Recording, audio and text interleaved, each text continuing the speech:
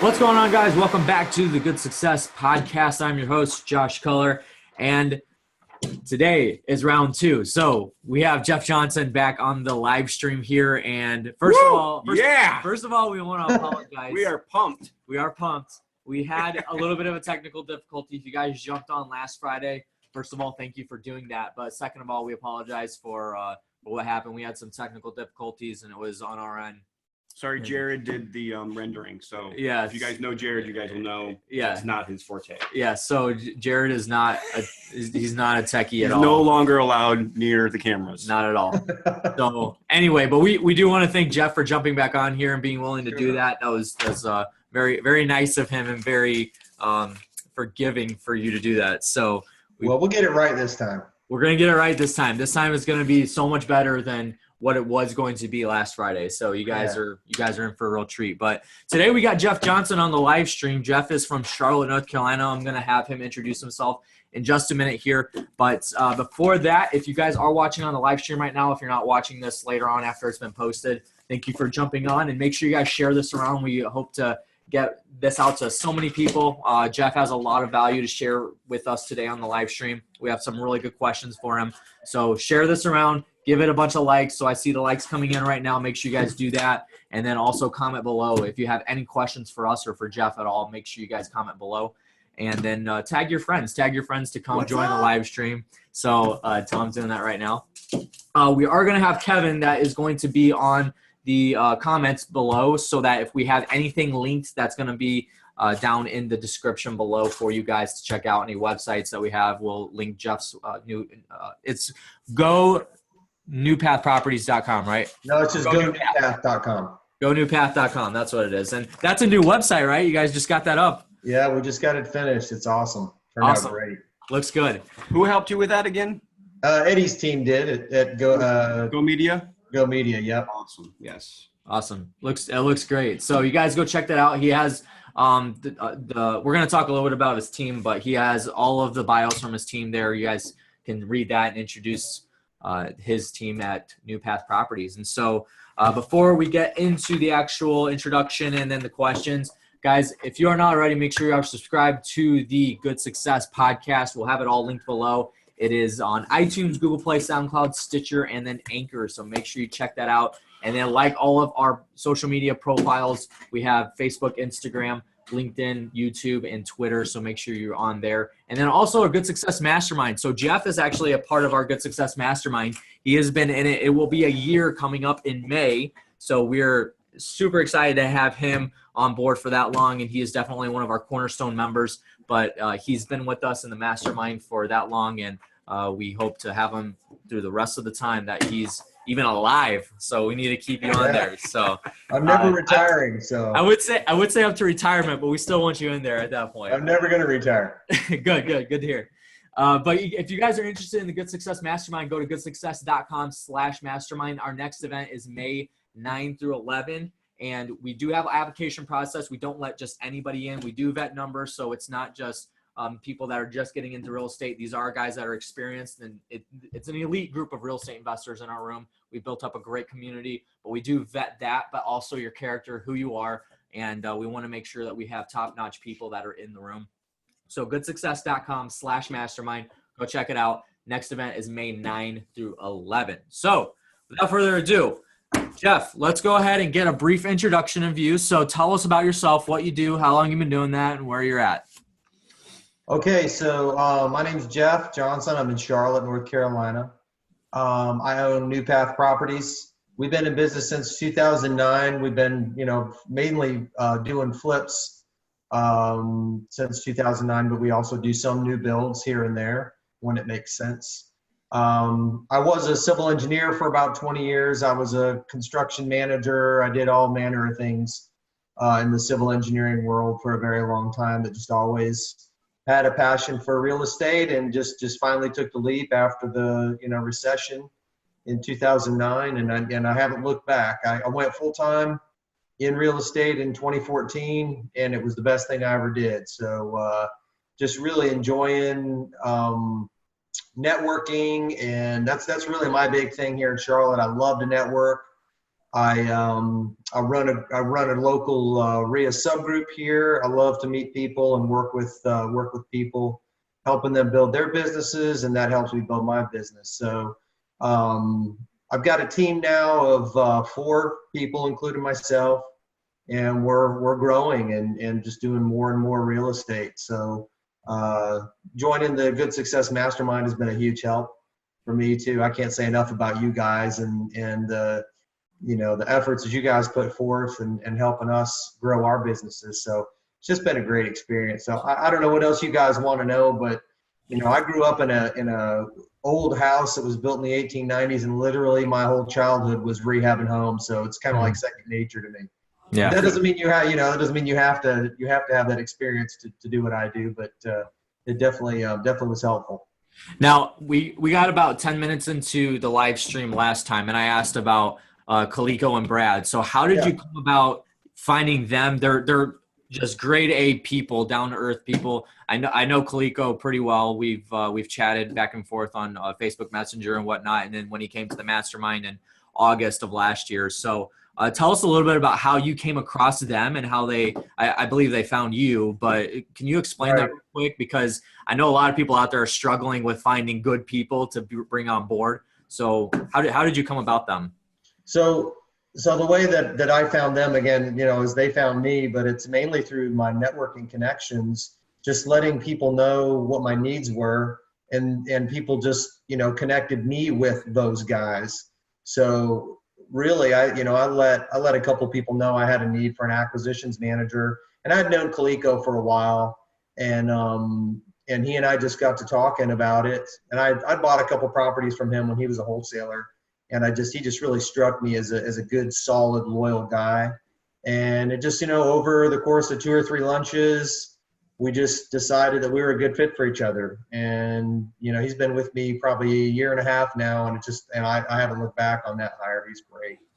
Awesome. And Bradley's, you know, the same sort of situation. I let folks know that I needed some help in the project management realm, and had a friend of a friend who knew Bradley, and next thing you know, we're getting together and talking about what he can do for me. And he's already had some experience. He'd already done some flips himself.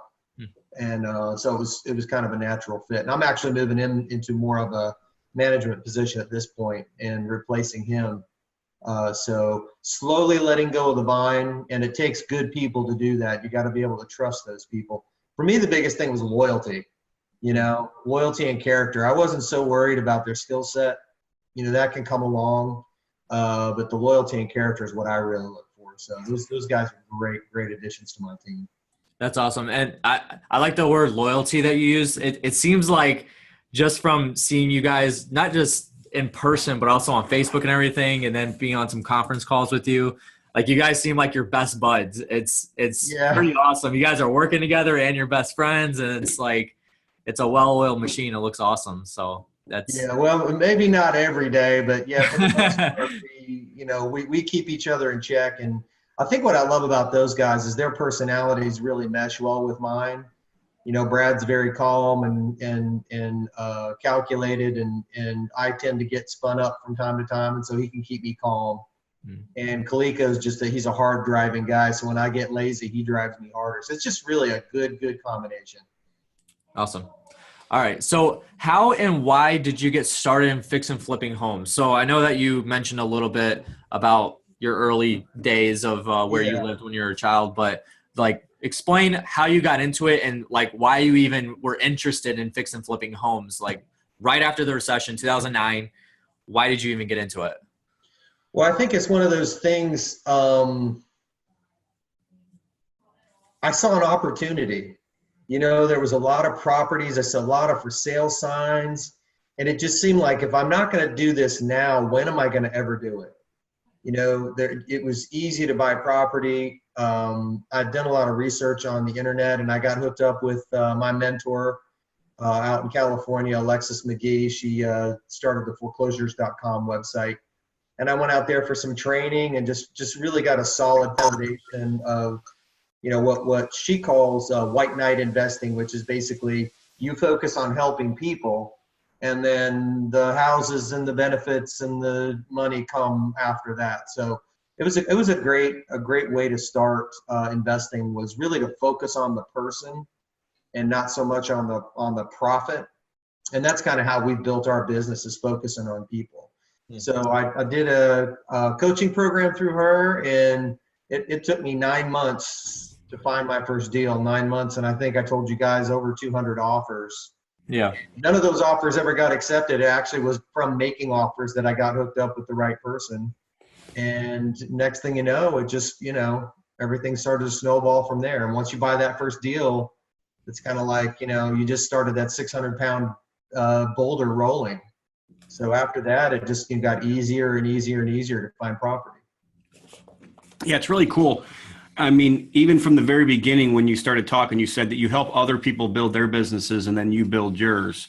And then, and I didn't know that story that you just talked about your mentor that, really focuses on the people instead of the profit. And I think that really, like, if you talk about good success, like, that's what we're all about. We're all about having the right kind of success. And normally the right kind of success means that money comes later, and it will come. It's not that it won't come, it will come, but you just have to focus on the right things first. And then really, I think, just to review a little bit with how he found his people, we talk about this sometimes too. Like, it's not about who you know, it's about who knows you. Right. And the reason how the people knew him was because he was helping other people. And he was setting himself up as a way to be able to be a conduit to help other people, even though he didn't necessarily even at the very, very beginning, he didn't even know what he didn't know. Mm-hmm. He was still trying to set himself up to be able to help other people. So I think that that's awesome. Yeah, absolutely. So one thing that you mentioned is how many offers did you put in until one got even accepted? It was in the 220s, if I remember right, and none of those offers got accepted. That's the funny thing, is I kept making offers, and it's kind of funny. The definition of insanity is doing the same thing over and over and over again and expecting a different result. And for some reason, I just kept plugging away at those offers, thinking, okay, this is going to be the one. This is going to be the one. And but what that did is it kept me in the right circle of people. And you express your needs to enough people, and eventually you're going to hit the right person at the right time. And that's exactly what happened. Is I just got on the phone with the right person at the right time. Next thing you knew, they knew somebody that had a deal, and they floated me that deal. So I bought my first deal from a wholesaler. And actually, I bought my first probably 40 deals from wholesalers, because I was working full time and I didn't have time to market or do any of those things. So that's really what it was, is just keeping after it. And I got close to quitting. I'll be honest with you. 9 months of making offers and spending, hours and hours and hours. It's kind of like, what am I doing? But just kept after it. And next thing you know, just, got in front of the right person. That's it. So express as many needs as you can to as many people as you can. Yes. Don't be afraid to be vulnerable. That's huge. And then persistence seems to be the key there. Yes. Now, something that you talk. Okay, so you were putting in these offers, but you're working your full-time job while putting those offers in, correct? Yes. So a question that we don't have on the list here: how do you, when somebody is trying to get into real estate, so this happens all the time. We come across people all the time, even at the Think Realty Expos that we go to. People come to us and say, I'm working my full-time gig, but I'm thinking about getting into real estate, or I've done a couple deals. I'm just trying to get out of my full-time job so I can start my own thing with real estate. What would you say to somebody that's thinking about that? Because it seems like, I don't know what the transition period was for you from the time you even started putting that first deal in to the time you quit your full-time job and went into real estate. But what is like the secret sauce in that time frame for somebody that's thinking about doing kind of like what you did? That's a tough one. The way I look at it, there's 24 hours in the day. You should probably be sleeping at least 6 of those. I was kind of looking at it in my position. I knew I didn't want to work for someone else the rest of my life. I knew I loved real estate. And so there was a drive there. And so I spent most of my spare time looking for deals. And I think anyone that's wanting to get started, you just have to peel some time out during the day, an hour, 2 hours, whatever that is, and then be consistent. That was the biggest thing. Fridays were my real estate day. I was lucky. I worked 410, so I had Fridays off, and I spent all day Friday on my real estate business. That doesn't mean you need to spend a full day on it, but you got a Saturday, or I wouldn't recommend a Sunday. You need to go to church on Sunday now. But Saturdays, you can spend Saturdays. And if you got a family, let them know you're trying to build a legacy. You're trying to build something for the family. I think a lot of people struggle with, work-life balance, but you're going to have to sacrifice for a little while to really get started. The thing that I didn't do early on was network. I tried to do everything on my own. I had all of this information that I had received from my mentor, and I just tried to follow that program, which was fine, but I didn't go out and network. So that's the biggest, if I had started networking when I first started, I'd be miles ahead of where I am now. So that'd be my biggest piece of advice is get out, network, go to meetings. And I just didn't do that. I guarantee I would have found a deal a lot sooner had I done that. So really, it's all about your network. I mean, if you would have gone out in the very first week and started going to meetings and meeting local people, you probably would have gotten that deal so much faster. And we always say this in Mastermind too. Like, your network is more than your net worth. It's your survival plan. It's like what can get you started is what can be your safety net for when things go bad, is to have a good network. But your network really is speed. You don't have to do the same things to get to your results, but they will help you get there faster. So you could have made your 200 offers to these people that were well more connected already, and you could have gotten your deals so much quicker if you would have had the right network. I mean, I think that's perfect. But also being vulnerable, being consistent, don't give up. I mean, all those things are common themes here. So do you mind sharing what was the time frame from the time you put in that first offer to the time you quit your full-time job to go work in real estate? Oh, okay. So my first offer I probably made in, I want to say it was January of 2009 is when I really started, doing that. And I would love to tell you, Josh, that I went into my job and I said, you know what, I quit. But what really happened is I got laid off. Oh, wow. Yeah, I don't know if I told you that, but no, you didn't. Sometimes God has to kick you out a window, to get you where he wants you. And that's really what happened to me. But, and I'll be honest with you, the day I got laid off, I'd already gone part-time. So I was only working 30 hours a week because I was spending so much time in real estate. So it was an easy decision for them because I was a part-time employee and they were downsizing. And it really was the best thing that ever happened to me. And looking back, I mean, I should have quit years before that. But I was afraid, honestly.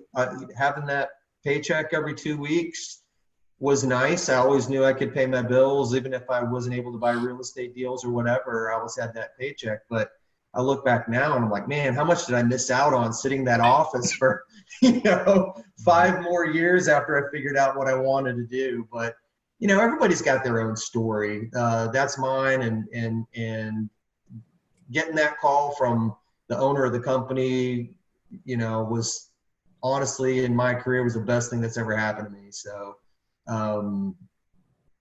it took me 5 years to get to that point.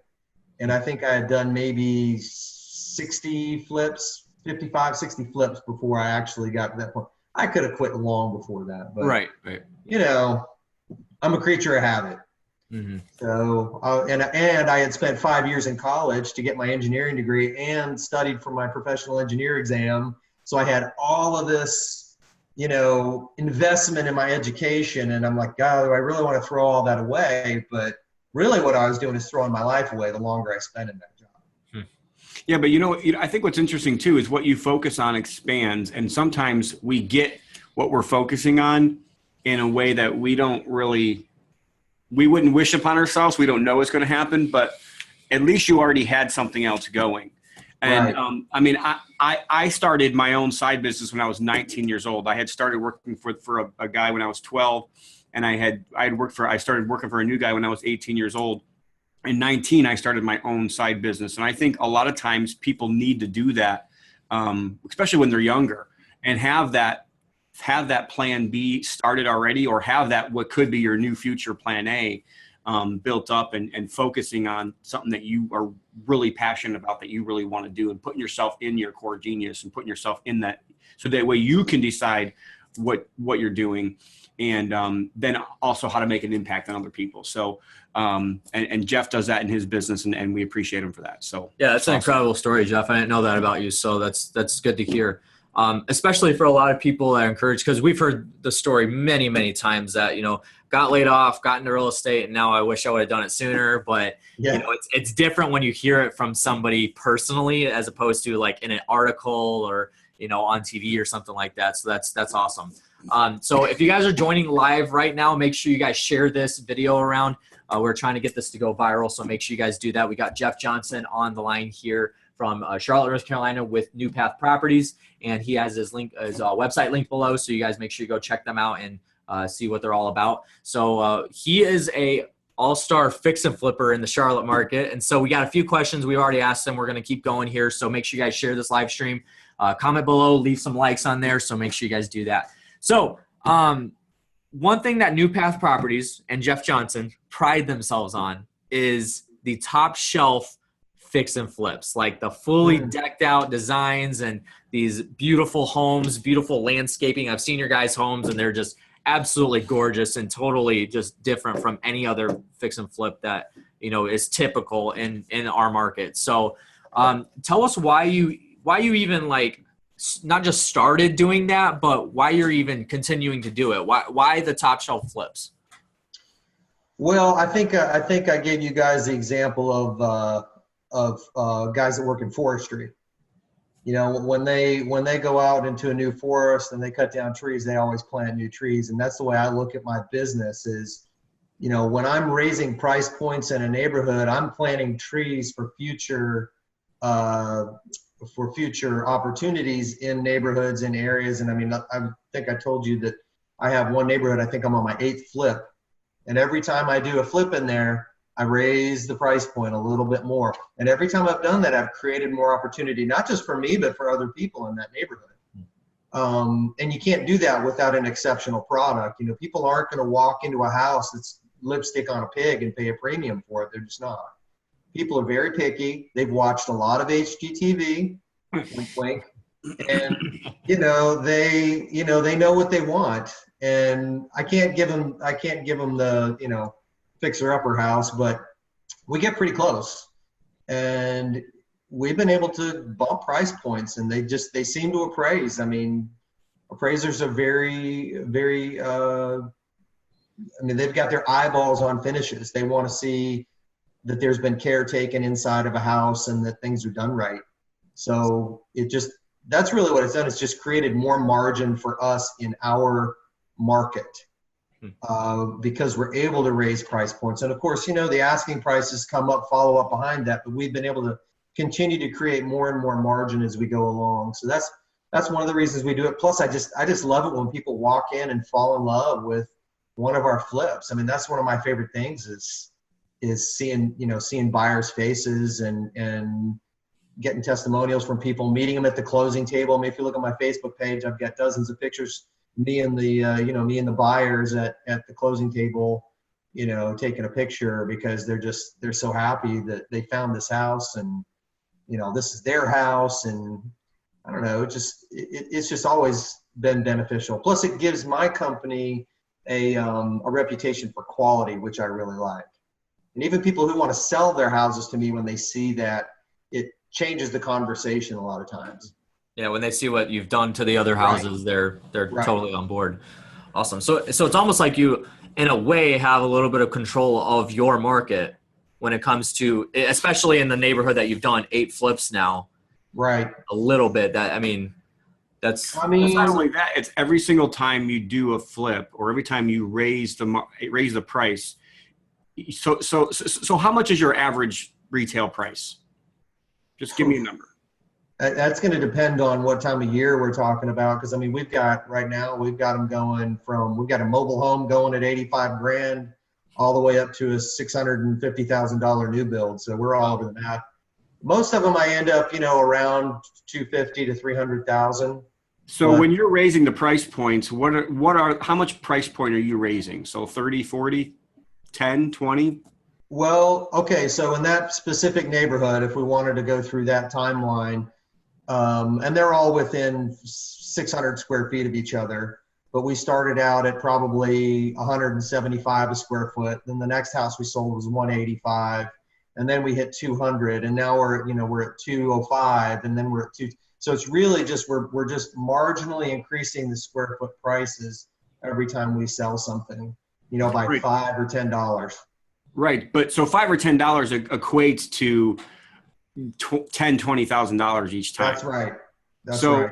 So what you've done though, is you've given yourself room in case there is market time, or if the market does go down a little bit, you've given yourself extra margin every single time. Not only can other people come in and flip behind you and maybe get a little less or the same as that you're getting, but now you have the opportunity to go and even spread more margin and be able to build more margin in that community. So it's kind of like forced appreciation in a house. When you buy a house for, say, 150 and you put 50 into it, and now it's all of a sudden worth 280 or whatever it is, you force the appreciation. So now instead of forcing the appreciation on just the property, you're forcing appreciation on the whole community and in the whole neighborhood. So it doesn't just benefit you, it benefits everybody else, but it gives you a whole lot more benefit down the road because you know what it takes in order to raise that margin.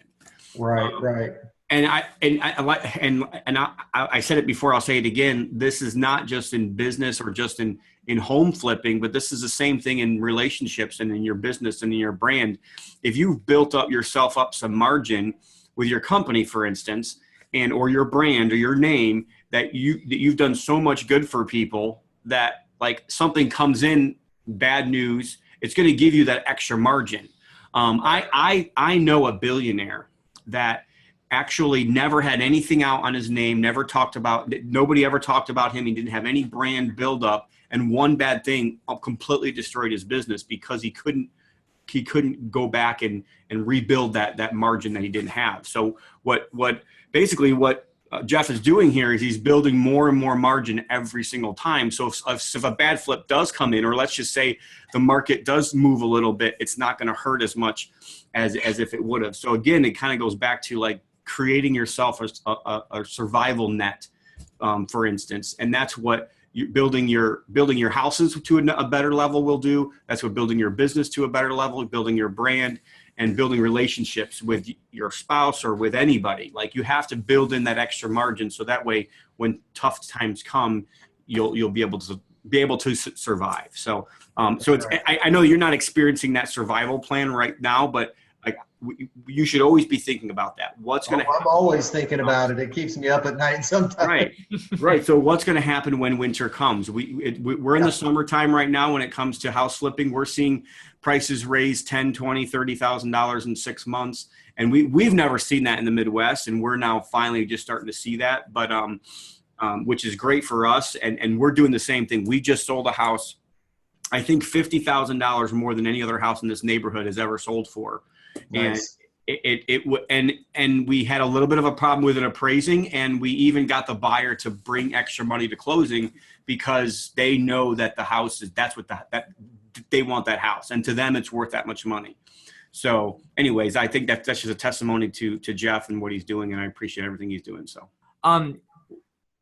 one question that I have that I've actually seen, so Max Keller's in our mastermind and he does this. Do you actually stage all of your flips? Ooh, that's a great question. So we didn't used to. We literally, the last 4 flips that we've done, we've just started staging. Part of the problem I had was, number one, finding a good stager who was reasonably priced. Number 2, being able to work around our schedule. And then just the cost alone is just outrageous. So I'm very lucky. Brad's wife is very good. She's got a great design eye. So these last few properties, we've actually bought the furniture and they are staging the houses for us. And those pictures will be on my website and my Facebook page here, probably in the next 2-3 weeks as we get those photos taken. But, a couple $1,000s of property, I've been able to buy the furniture and the accessories and all those little, knickknacks that you put all over the place. Mhm. And we'll be able to take that to the next property and the next property and the next property. So I kind of was shying away from that for a while because the market was so hot. But I think what I realized is staging does two things. You're going to get the maximum price for your house. People walk in and they're not focused on what they don't like about the house, because every house has got something that somebody's not going to like. That sort of fades into the background. So they start focusing on the layout, on the furniture, on the finishes. And so it helps sell things faster, and you sell it for more money. And it just overall, it presents nicer. Mm-hmm. Yeah, I mean, we found the same thing, and I guess I'm just lucky that my wife just loves to do that kind of stuff. It takes her a couple days on every single house, Yeah, but we probably have enough furniture to stage about 2 or 3 houses at a time. And Yeah. we actually have like 10 flips, I think, that are on the market or really close to being in the market right now. So we'll probably only have about 3 of them fully staged, and then we'll just do a mini stage on the other ones, just like bathrooms and kitchens and stuff like that. But I definitely agree with you. It's definitely worth it, especially in today's market. And you're exactly right. What's really funny is the photographer will take pictures of all your furniture, and it's like, okay, this has nothing to do with the house. They don't get the furniture, but that's what's on all the pictures on the MLS. So Yep. So would you say it is worth it to stage the house? Oh, absolutely. I mean, now if I'm doing, like, I'm not going to stage the mobile home when I go to sell. right. There's houses that you're selling just based on pure value. Really, anything under 150 grand, I'm not going to stage it because there's just so much demand and so little inventory that it's just not necessary. Not worth the time, yeah. But especially if I'm in a neighborhood and I'm trying to push price points, I'm going to want to stage and get those price points up. And I've got some funky houses that were built in the 70s. And people sometimes will walk in and they're just like, I just don't see the flow, how this would work. And so if you have it staged, they go, oh, okay, this is where the table goes. This is where the couch could go, my TV, blah, blah, blah. It really helps people visualize their furniture in there. Gotcha. Yeah, a sale is just a transfer of belief, and that you have to help them believe sometimes that they can live there. But then you also have to get them emotionally attached. And sometimes if they can actually see themselves sitting down or laying down in that bed or whatever the case is, drinking the cup of coffee, some of my realtors will do open houses and they'll bake cookies and, all that extra little stuff helps a lot. Yeah. Yep. Awesome. That's something I've always been curious of, is like, why stage the houses? And so even with your top shelf designs, it seems so practical to do. So awesome. So we talked about top shelf designs. What is the best thing in the year 2017 all the way up until now? So we're into the beginning of March. So from January 2017 to now, what is the best thing that you have done for your business, implemented in your business, or whatever it is to help your business grow to where it is now in the past year for New Path Properties? Really just letting go of some of the day-to-day responsibilities and letting go of some of the control. I mean, I'm kind of a control freak when it comes to quality of my flips and my builds. So that's been the hardest thing for me, but it's also been the best thing because I'm able to do things like what we're doing right now. Mm-hmm. Network and build our brand and just be around other like-minded individuals. So that's been the biggest thing and then also having some processes and automating some things. We're getting there. I mean, we're still learning, but we're starting to automate some of our marketing. And then just really just being able to network more has been huge for me. Huge. I mean, I can think back over the last year on probably 10 meetings I've had where those meetings made me, $50,000 to $100,000. Just the people I met and the relationships I built and the properties I bought and the things that I did. So, to me, that's high value stuff. That's what I need to be doing. I don't need to be out, crawling under houses. Not that I don't do that occasionally, because I do, but that's kind of that's where I need to be. So letting go of those 10, 20, $50 an hour tasks, so that way you can reach up and do those $1,000, $10,000 an hour tasks. Yes, exactly. Just what we talked about the last mastermind, and like that's so true sometimes. And it doesn't mean that you're not always going to go back out and do something, because sometimes it's just fun, and sometimes you need to hold people accountable, and they need to know that you're going to check up on them. Right. But at the same time, and checking up on them sometimes is $1,000 an hour task, because it's going to create momentum or not let them make the same mistake down the road. So you have to do those things sometimes. But being able to network with the right people and make those phone calls and create those relationships with people is just huge. I mean, that's the same way it is for me. So when you say letting go of the vine, just for people that may not understand fully what that term means, I mean, it's pretty self-explanatory, but first of all, how did you come about finding out that you needed to let go of the vine? And then second of all, how did you move forward with letting go? Well, reading some books, first of all, and just reading about that concept in and of itself, reading Traction and figuring out that, for me to grow, I needed to maximize my time and spend most of my time in my core genius, which is, and I'm good at construction. I understand construction. I know the ins and outs of it, but that's not where my time is best spent. And really just realizing, if I want my business to grow and I don't want to die of overwork, and I want to continue to have a good relationship with my wife and my kids, I can't grow anymore and not let somebody take over some of these tasks. So I started out by hiring some contract project managers.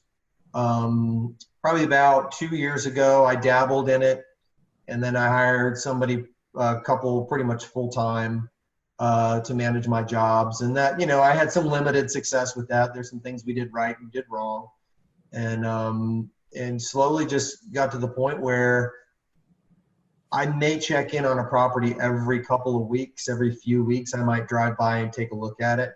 If something's lagging behind, I'm on top of it because that's my cash flow.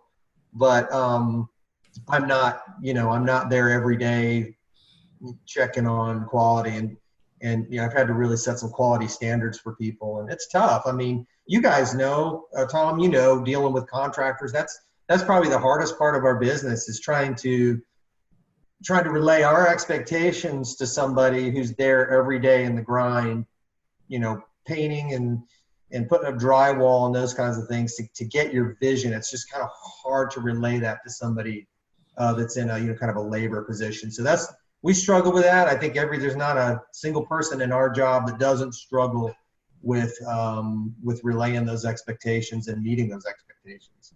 Yeah, and holding people accountable and making them come back and get to where the standard that you want to get to. I don't care if you're a newbie, the very first house you flipped, or if you're a $1 billion investor doing it like clockwork. The biggest problem right now in the industry is contracting. And it's mainly because there's not enough contractors. It's kind of a supply and demand issue. There's too much work right now and not enough contractors. That's the number one problem. And the number two problem is just people will do the standard that you allow them to go to. So you have to hold them accountable for it. That's right.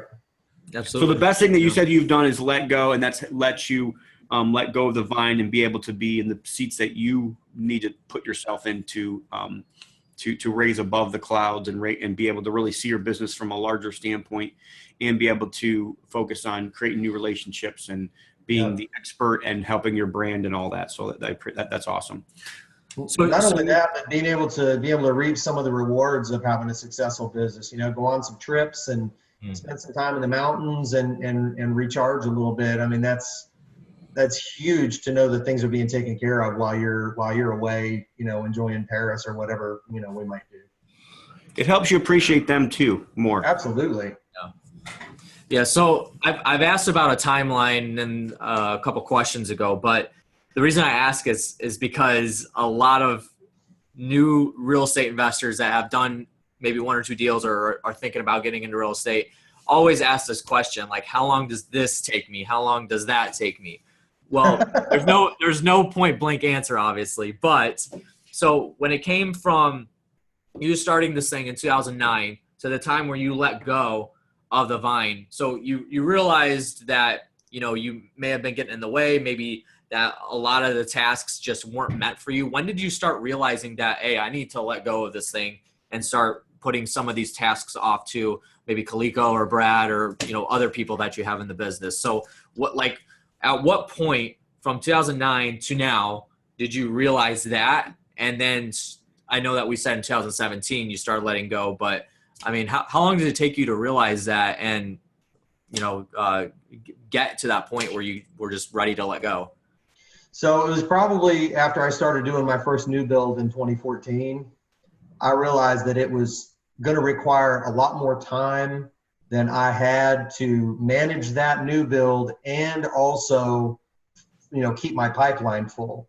So that's when I started to really search around and try and find someone who could manage that job for me. And I actually used a guy that was doing some other rehab work for me who'd done some management before. And, again, I had limited success. There's a lot of things I would have done differently, but it allowed me to step out of that a little bit and then just check on it. But I realized at that point that there's no way physically I could build that new house in an efficient way and also run a business. And at that point I was full time. So it was make or break. It was go time.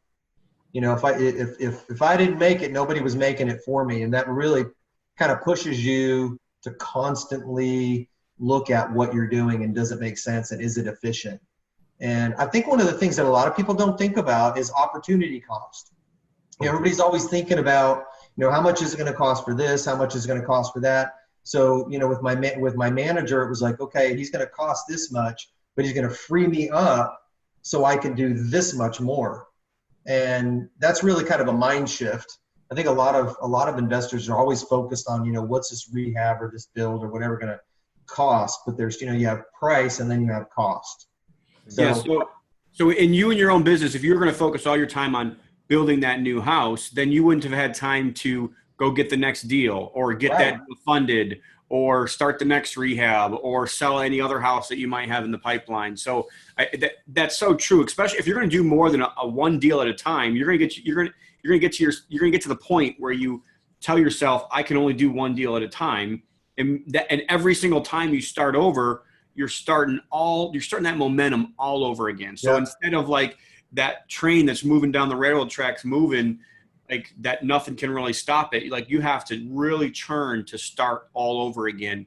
And that's what you want to do. You want to have momentum going in acquisitions, momentum going in your funding process, or momentum in your closing process, momentum in getting utilities turned on and getting the rehab started. Yep. The rehab start is a process in itself, right, Jeff? Oh man! The more time you spend up front, the better it goes. It is, absolutely. But you have to keep momentum in that so that everybody knows and everybody's on the same page of this is what needs to happen next. And then getting the rehab done, and then the ending process of a rehab is just as important as the front because you want to make sure all those details are right and all the punch list items are done. Buyers see those things. Yes, buyers see when trim isn't put up or a piece of base shoe is missing or whatever the case is. You think it might be small, but it's a big deal. And when they see something that's small, then they start thinking, well, there's other big things behind the walls that you forgot as well. That's right.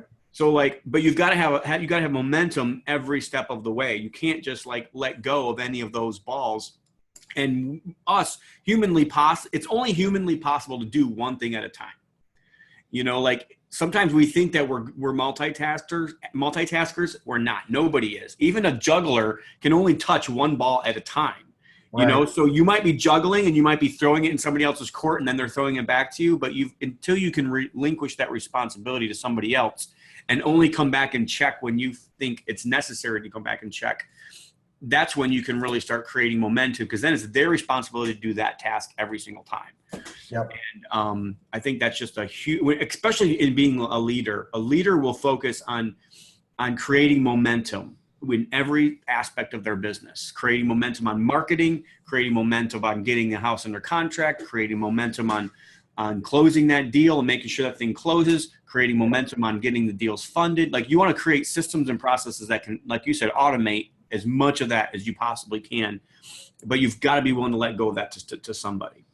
Yeah, that was That was a good analogy with the multitasking. I've I'm never heard telling that you, before. it's awesome. I've never heard that before. People miss that so much, and then they're stuck being a solopreneur for so long. And I'm like, the reason why you're a solopreneur for 30 years is because you haven't let go of anything, and they think nobody can do it as good as me. But at the end of the day, like, I bet you most of the time they can do it better than you. Like, I have a funding coordinator. I think she does my loans better than I do. Like, I don't even know half the time. And the thing is like, if your effort is 100%, you do it right 100% of the time, which is never the case, right? We all make mistakes. If someone can do it 80% as good as you, that should be good enough. Right. Because you can fill that other 20% gap, or that gap will eventually fill itself. And so that's, that's just a mind shift. That's all that is. Yeah. The other thing we forget about is when we started, we weren't 80% as good. So they started out better than we did. Yeah. Yeah. I think I told you my first contractor ended up in jail for crack possession. And, I ended up finishing the tile in that flip, but, that taught me a lot of lessons to, make sure you know who you're working with. Yeah. So besides the fact that you live in Charlotte or the Charlotte area, I'm not sure if you're geographically located in Charlotte, but why does that market work for you? Why do you choose to just stay there and just niche yourself in that market? Well, I love Charlotte just because of the quality of life here. The climate is fantastic. We have 4 seasons. The winter's not too harsh, so we can still rehab in the winter. I was going to say we have 4 seasons, but yeah, in January. January's a little rough to do a roof in January, right? Yeah. So there's people moving here, lots of people moving here, so that creates a lot of opportunity. There's lots of cool things to do. It's very family friendly. People are nice. It's not Atlanta yet. I'm hoping it never turns into Atlanta. No offense to anybody who lives in Atlanta, but it's just a great place to live, and there's just a lot of opportunity here. And one of the things I have noticed, we have a local RIA here that I run a sub-group for, but everybody in the real estate investment community here is willing to help each other. Like, you don't see a lot of, contact or resource hoarding going on. We all kind of share openly and we work together, and it's amazing the synergy that creates. So I sort of lucked into starting my business here, but I can't imagine doing it anywhere else. I don't know what you guys experience with your local real estate investment clubs up there, but I think we have kind of an anomaly down here with how helpful everybody is. Yeah, I think that's another misconception too. A lot of times we think, oh, they're our competition, we can't give them anything, and their secrets. But like, the more you give your secrets, the more they give theirs. And it's just like, and a lot of times, like, what I find out is a lot of the other guys, they can't do all the deals at once. So then they'll wholesale me the deals. And I mean, it really works in a lot better synergistic way if we're just willing to be open and give and not think that it's all here for us, because there's plenty out there. Yep, so, absolutely. All right, so last final question here. Guys, if you're on the live stream, thank you so much for watching us. Thank you for joining us with Jeff Johnson here. But this is the golden question here. So if for somebody that is going to begin to get into fix and flip, somebody who's maybe just started, done maybe 1 or 2 deals, or seriously thinking about it, even if they're just wholesaling and now they're trying to get into fix and flip, what would you tell them that you wish you knew when you started fix and flipping? Network. Stop everything else you're doing and start networking. Join a local RIA, go to some subgroup meetings and get around people who are doing what you want to do, and ask a lot of questions. Don't be afraid to tell people you don't know what you're doing, because no one's going to share anything if they don't know that you need help. And really, that's it. Networking. That was the biggest mistake I made, is I didn't start networking out of the gate, and I really wish I would have. And then you'd be surprised how helpful. In fact, I've got a Facebook and email conversation I've got going with a new wholesaler right now, who's just getting started wholesaling houses. He's been doing land for a while, but I sent him my rehab ballpark spreadsheet and a bunch of other stuff to help him analyze his deals, because the more good deals he can bring in, the more he understands what a good deal is, the more deals I'm going to have in front of me. So there's just this mutual benefit there. There's just this symbiosis that goes on when we help each other. So just, get to some meetings, get around some people, ask some questions, and, don't be afraid to be vulnerable. That's key. Cause like, I know that a lot of people, when they start getting into networking, a lot of people just aren't naturally good with being social. So one thing I like to, and I had to do this myself when I first started hanging around you type of people, is that be comfortable with being uncomfortable. Right. Once you get into that, then you can talk to anybody and you're good to go. So if you're out there and you have a hard time talking with people, just start doing it is the first thing. Just Right. get into it and just start talking to people.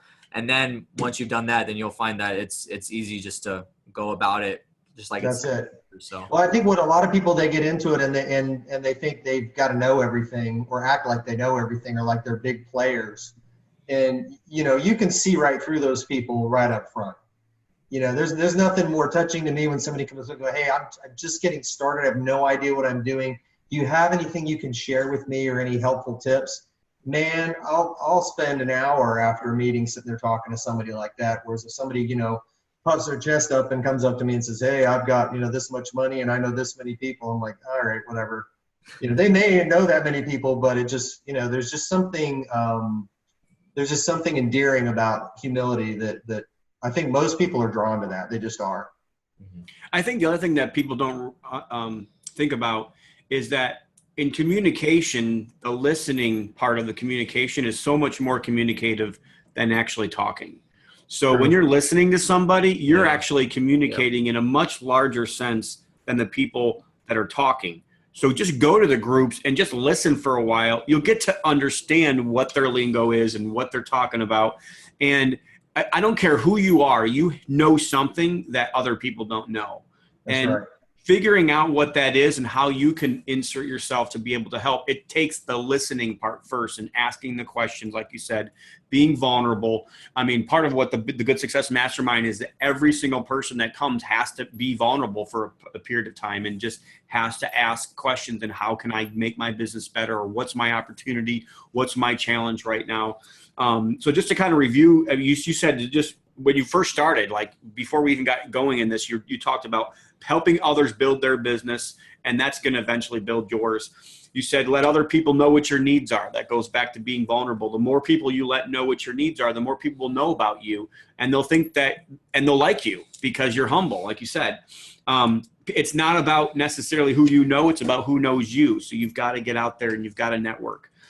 You talked about in your own business, what's most important to Jeff is loyalty and character. And that's like making sure that somebody's going to be loyal to you, making sure that they're going to do what they say they're going to do, be honest, and the skills will come later. And I totally attest to that. I totally agree with that. Focus on the people, not the profit. One of our core values is community, and like in our core value, like speech or underneath it, it's like people. It's all about the people.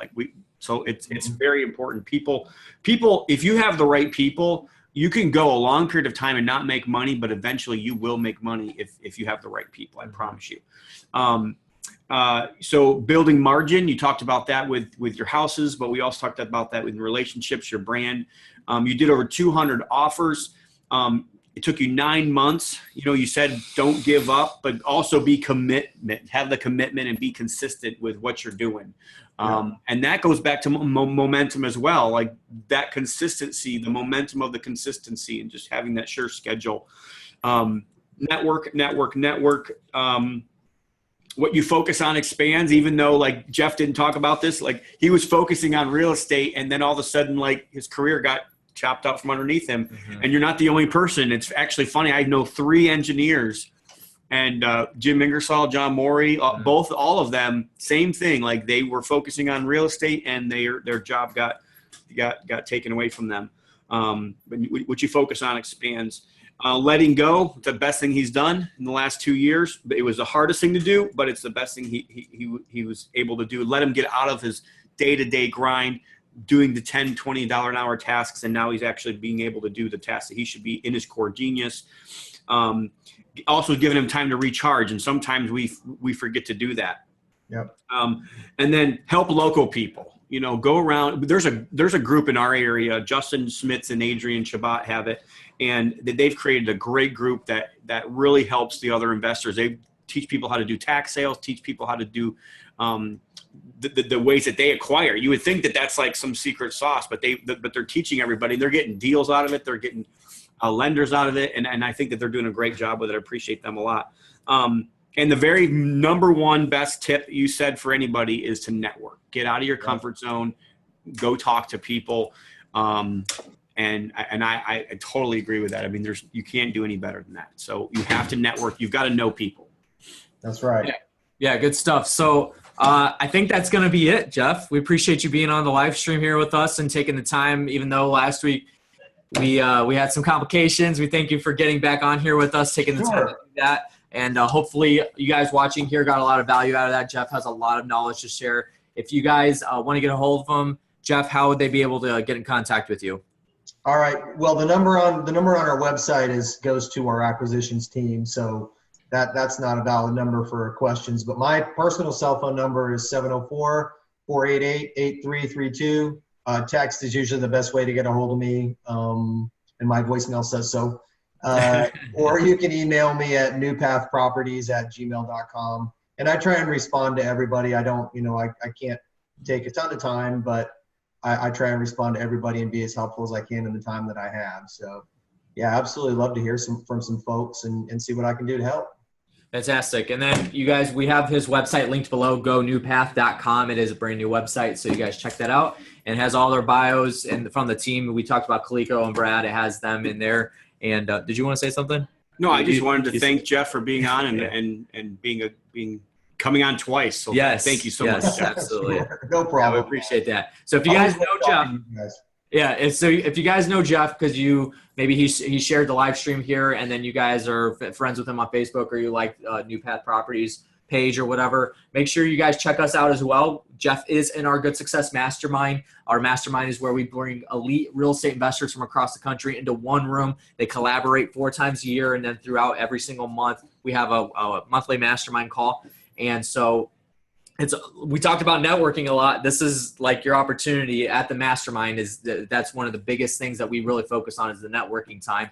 And then also you guys get to, it's all about giving as well, and then bringing your issues and helping everybody solve their problems in their business and, get past those barriers that may be blocking you from growing your business. And so that's what we focus on a lot. Jeff is in that mastermind. If you guys want to know more about the mastermind, go to goodsuccess.com/mastermind. We'll have it linked below for you guys so you can go check it out there. Our next event is May 9 through 11. We do have an application that you have to fill out, so make sure that you fill that out. And then because we vet not just your numbers, but we also vet what type of person you are, your character, and we don't just let anybody in the room. And so guys like Jeff are just the down-to-earth people that we let in the room.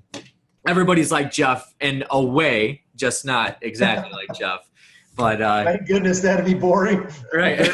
They're not as Hollywood as Jeff. They're not as Hollywood as yeah. So anyway, we'll have that link below. And then also, if you guys are not subscribed to the Good Success Podcast, make sure you are. We'll have all the links below. Everything's linked below. We're on iTunes, Google Play, SoundCloud, Stitcher, and Anchor. And then we also have our social media platforms that you guys can follow us on. We're on YouTube, Facebook, Instagram, Twitter, and LinkedIn. So that's going to do it for today's episode, guys. Jeff, thanks again for coming on, and we look forward to having you back soon. All right, man. Appreciate it. All right. So I think that's it. Is that it? That's it. Have a good success day, everybody. Yeah. Thank you guys for watching. And remember, whether you're looking to survive, thrive, or matter, our goal is to provide the tools to reach your vision. Thanks again for listening, and until next time.